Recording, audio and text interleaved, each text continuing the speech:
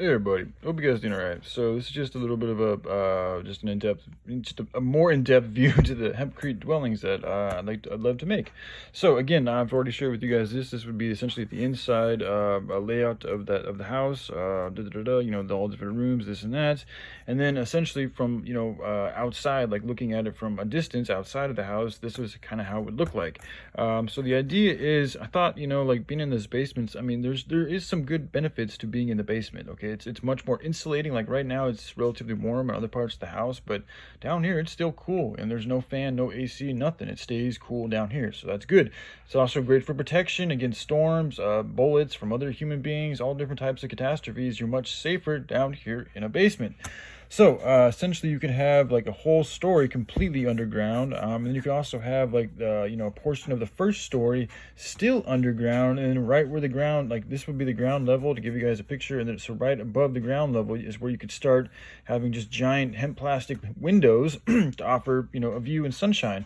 And then I'd like to have the roof as angled, because you need the angling for the water and stuff to fall down from the roof, but I don't want it angled too much to where it takes out too much of the view from the windows, but just enough to provide ample shelter from the sun and give you guys good shade.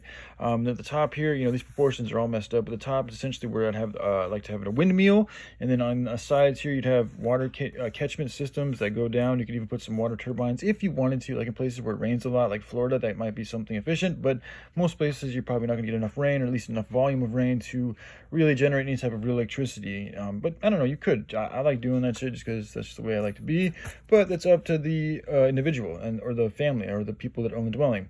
So yeah, essentially we would have, yeah, I think I broke it down pretty well. And this would be the inside of this of this.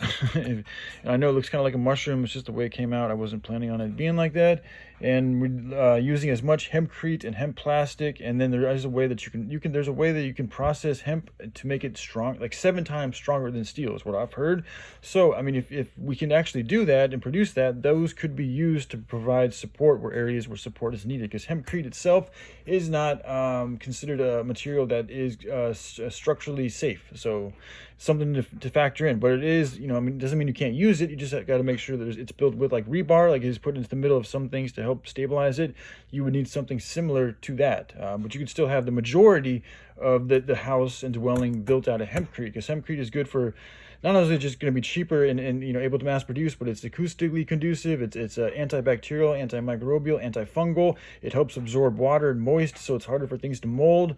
It's great for insulation. It's fire retardant. It's just got a ton of great fucking properties associated with it just naturally being it.